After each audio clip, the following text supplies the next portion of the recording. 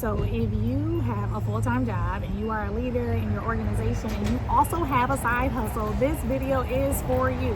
So my whole little life, I have always had a full-time job and a side hustle. And then there were a few times, like now, where I was all the way on the entrepreneurship side, and then very few times when I was just being in my full-time job. And I find that I'm always finding and attracting people that have a full-time job and a side hustle or one that they desire to launch. And the biggest question that comes up is, how do I manage it? How do I manage this while still being looked at as the person that's killing it at work and not spending so much time on their desires and being distracted by, them in terms of not performing at work? And then the other part is, like, people are not sure, like, what is the best way for me to create a business model that really helps me not be burned out? So I want to help you do that. So I'm going to look at my notes today, so don't worry. If I'm looking down, I'm looking at my notes because I want to make sure I give you all the juiciness when it comes to how I've done that over the course of my life. Now, I have created $80,000 in side hustle income while working a full-time, very demanding job. And then over the course of my life, I've created $30,000 in side hustle money, things like that, depending on what I was doing at the time. So I've done a lot on the side while working demanding jobs. And so I want to give you a couple of things that I found to make it very easy. And easy doesn't mean that you're not going to be feeling like it's challenging at times, but the key is really simplifying it to align to your life. You probably hear that a lot, but it's really the truth. How can you align it to match your life and not worry about what other people are doing? Make it so it matches yours, and you might have to test some things to see what actually will be simple for you.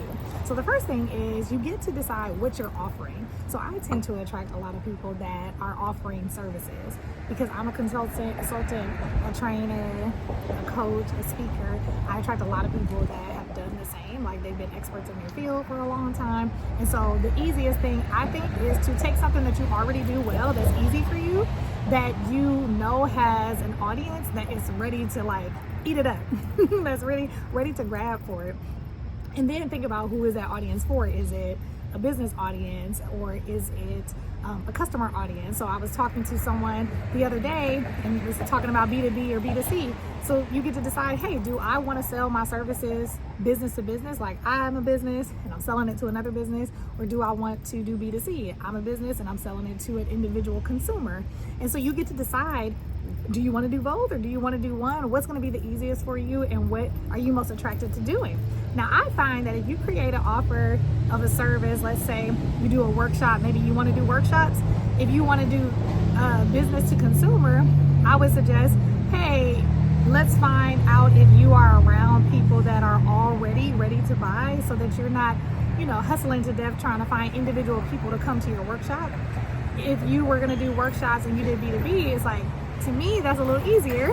And that's what I've done in the past, is find businesses that already have workshops and they'll pay you to do it. And they already have the people that'll come to you. To me, that's the easiest thing to do.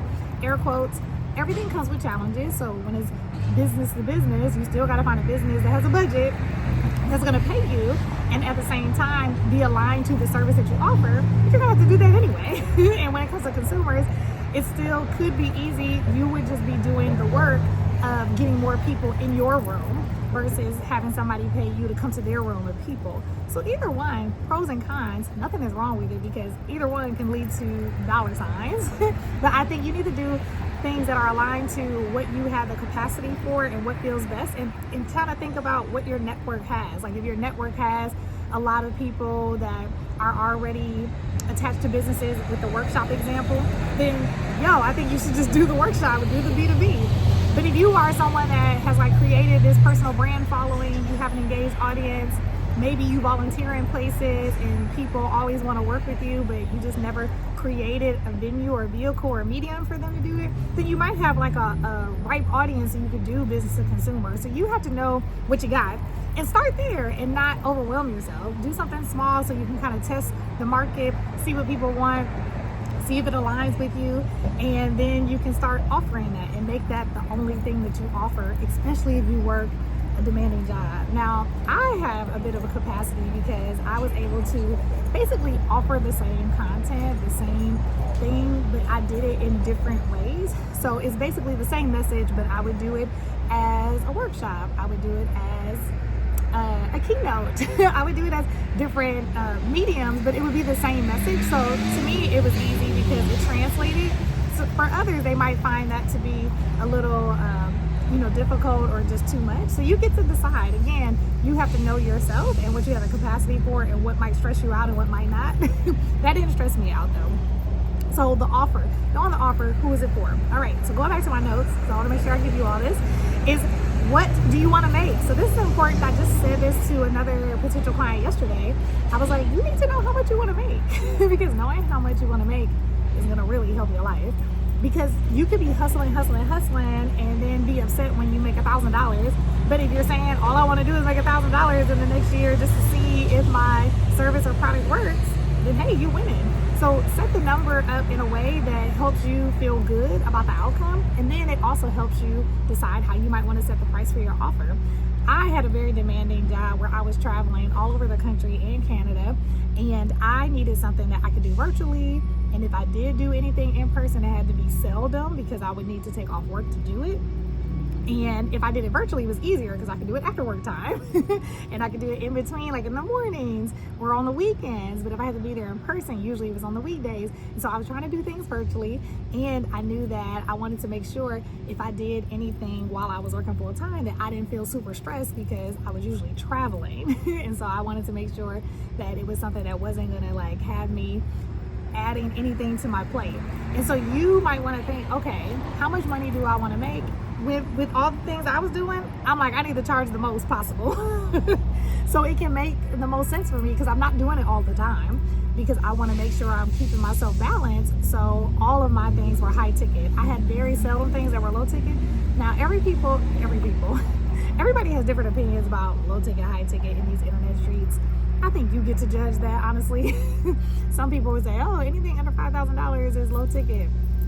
I'm just like, whatever the case, name your price. And for me, I wanted to make sure that I wanted to charge in a way that it was a reflection of the value that I gave, and it was a reflection of this is all the time I got. And so whatever I give you, not only the content itself, but I'm carving out time in this busy life that I have to make room to give you an end game, to meet your objectives. And so I wanted to make sure it matched that.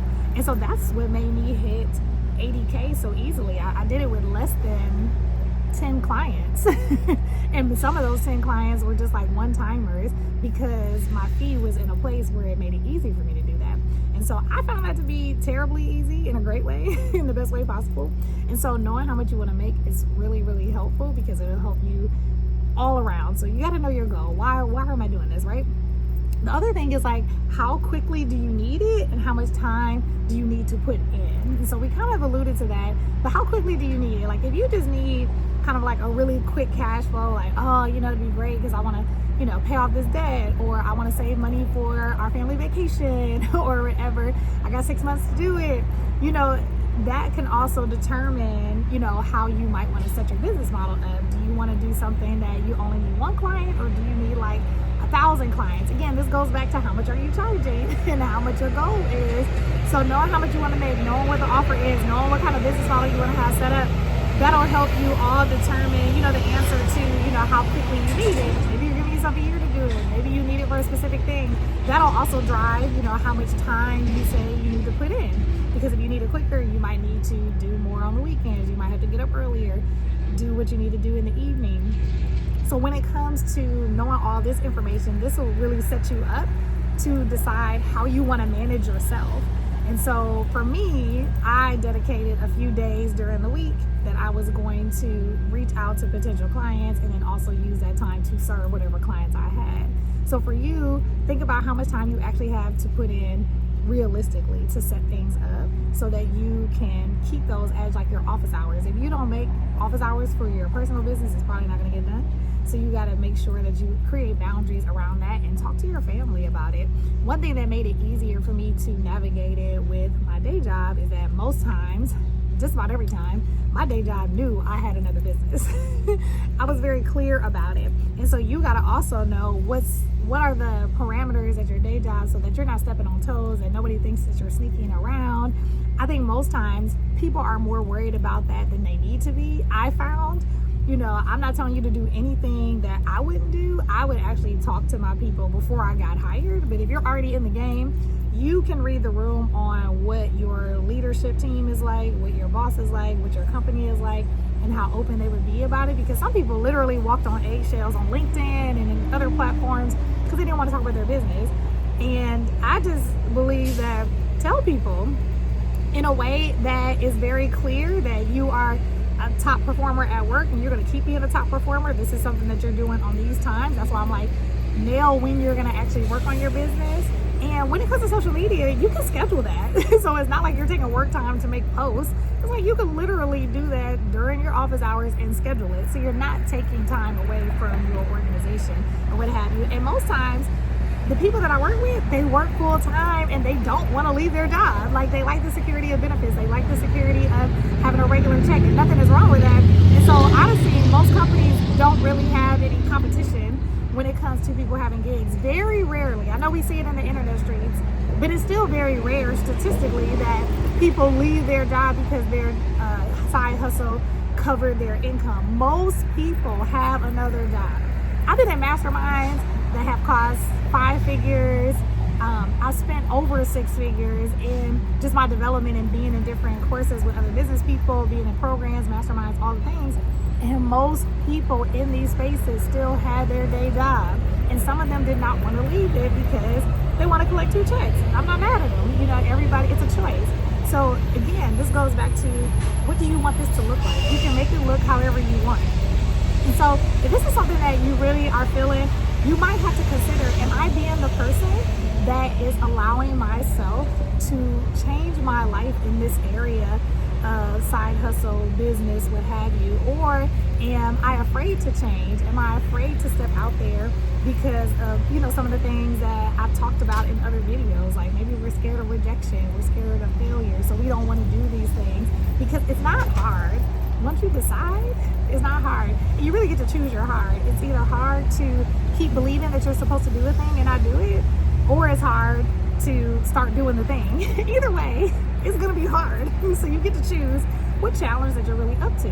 And speaking of challenges, I have a 3-day change challenge coming up, and I truly believe that this is gonna help you, especially if you want to really iron this thing out before the end of 2025, because I don't believe we should wait until the beginning of the year to start doing things. I think the beginning of the year is a great time to do things, but I don't think it's when we should always start. I think that we should always be in a space of being ready to take action whenever God has led us to do that. And so I want that for you. So in this link below, you get to go ahead and register for the 3-day change challenge. And in this challenge, we'll be working on clarifying what we desire, identifying who we need to be, and then we're going to talk about strategizing an action plan. So it's about changing who you are. Most times it's not because you don't know what to do or how to do it. You're not being the person that does it. And I want to help you do that so that you can get what you need to get and really be able to live your fullest life, full of peace, full of profit, full of power, by working on who you are first, your identity. So if you're interested, go ahead and click the link below, and I can't wait to see you. It is September 23rd through the 25th. Lock in now, and I'll see you in the next video and hopefully at the challenge.